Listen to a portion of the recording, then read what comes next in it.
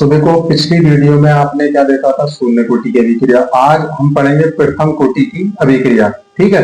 तो प्रथम कोटि की अभिक्रिया क्या होती है? वह अभिक्रिया जिसकी दर एक अभिकारक की प्रथम घात के समानुपाती होती है, प्रथम कोटि की अभिक्रिया कहलाती है। ठीक है। तो जिसमें क्या हो, देखो, जिसका दर समीकरण R बराबर K इंटू ए की घात क्या हो, इसके सांद्रता पद की घात कितनी होगी, एक, वो क्या होगी, शून्य कोटि की अभिक्रिया। ठीक है। इसके एग्जाम्पल देखो, जैसे अमोनियम नाइट्राइड है, इसको हीट करेंगे तो N2+H2, इधर के बनने वाले से हमें कोई मतलब नहीं होता है, इधर अभिकारक कितने हैं उनसे हमें मतलब है। ठीक है।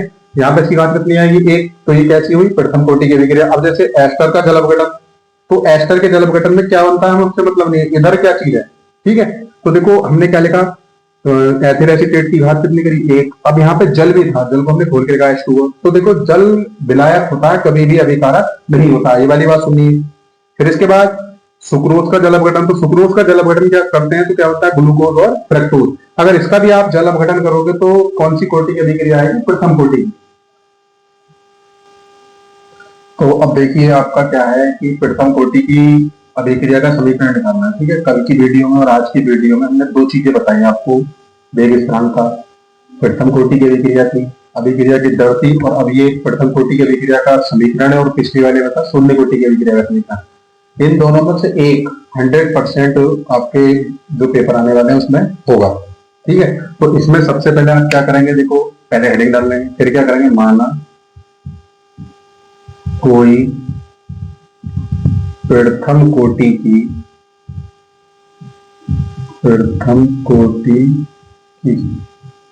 अभिक्रिया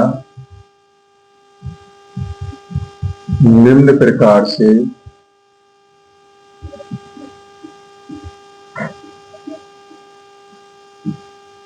होती है। ठीक। तो इसमें आप लिख देंगे A = P, यानी A क्या है, अभिकारक, और P से क्या है, प्रोडक्ट। प्रोडक्ट की हिंदी होती है उत्पाद। अब इसमें हम मान लेंगे, माना अभिकारक A की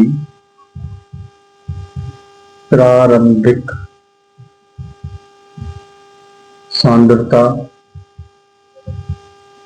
स्मॉल a है, यदि t समय बाद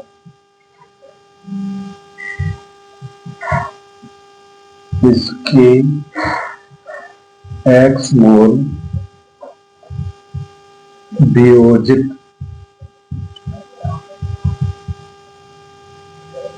होते हैं तो। ठीक। अब देखो हमने क्या मान लिया इसमें कि माना अभिकारक A की प्रारंभिक सांद्रता स्मॉल a है, यदि t समय बाद इसके x मोल वियोजित होते हैं। तो देखो ये वाली समीकरण हमें फिर से लिखनी पड़ेगी, A = T। देखो, जब t बराबर 0 था तो ये कितना था, A, और ये बनेगा ही नहीं जब टाइम ही नहीं लगा, तो है ना। अब यहाँ पे क्या करना है आपको, t समय बाद, तो इसके मोल कितने बने, x, और यहां बचेगा A - x। अब आपको निकालना अभिक्रिया की दर। अभिक्रिया की दर, तो अभिक्रिया की दर मैंने आपको बताया, क्या लिखते हैं हम, dx/dt। ये समानुपाती होगी A - x की घात हो जाएगी 1। देखो, पिछली समीकरण जब हमने करी थी तो यहाँ पे घात लेती 0। 0 क्यों लेती, क्योंकि वो प्रथम कोटि की नहीं थी, कौन सी थी, शून्य कोटि की। अब यहाँ प्रथम कोटि की, इसलिए हम क्या लेंगे, 1। तो यहाँ पे ये हो जाएगा dx/dt बराबर k इंटू A - x। ठीक। अब देखो, इसे इधर भेज दो, इसे इधर ले आओ, तो ये हो जाएगा dx/A - x बराबर हो जाएगा k इंटू dt। ये समीकरण हो जाएगी 1। अब समीकरण 1 का हमें करना है समाकलन। ठीक है। तो समीकरण 1 का समाकलन करने पर, ठीक, यहाँ पे ऐसे लाइन खींच दो। तो समीकरण 1 जो थी, तो इंटीग्रल dx/A - x बराबर इंटीग्रल k इंटू dt। तो इसका इंटीग्रल करेंगे तो ये हो जाएगा -log A - x, और यहाँ पे हो जाएगा kt + c। ये समीकरण आपकी हो जाएगी 2, जहां c समाकलन नियतांक है। अब यदि t बराबर 0 था तो x बराबर क्या था 0। देखो जब t 0 लिया था हमने तो x का मान कितना था 0, क्योंकि कुछ बनेगा ही नहीं जब टाइम नहीं लगा तो। तब समीकरण 2 से तो यहां हो जाएगा माइनस लॉग बेस ई ए माइनस एक्स बराबर x की जगह पे आप 0 लगा दो और यहाँ पे हो जाएगा k गुणा 0 प्लस सी। तो c की वैल्यू यहां से निकल के आ जाएगी माइनस लॉग बेस ई ए माइनस एक्स। ठीक है, ये c का मान हो गया।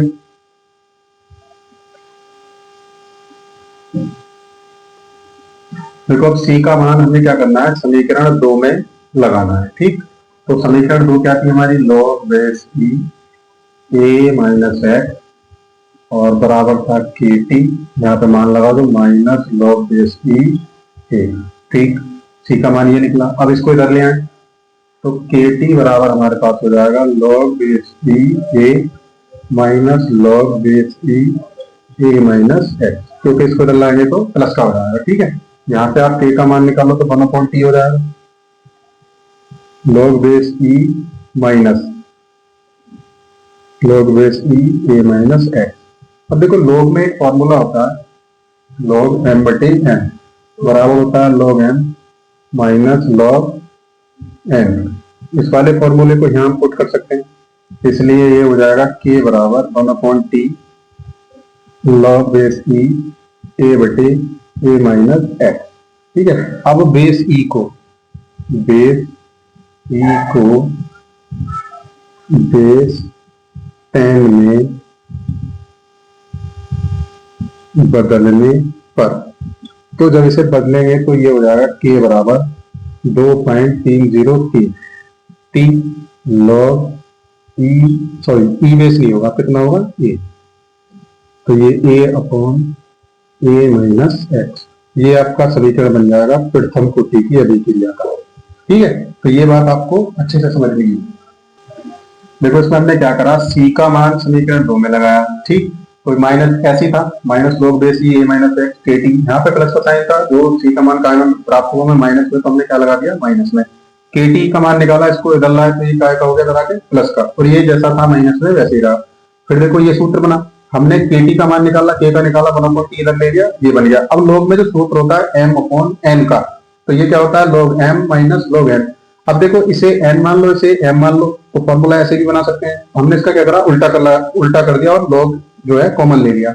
अब जो ये बेस e आया था, उस बेस e को हमने काय बदल दिया, log 10 में। 10 में बदलते हैं तो 2.303 से गुणा करनी होती है। ठीक है, ये आप याद कर लें, ये 100% आएगा।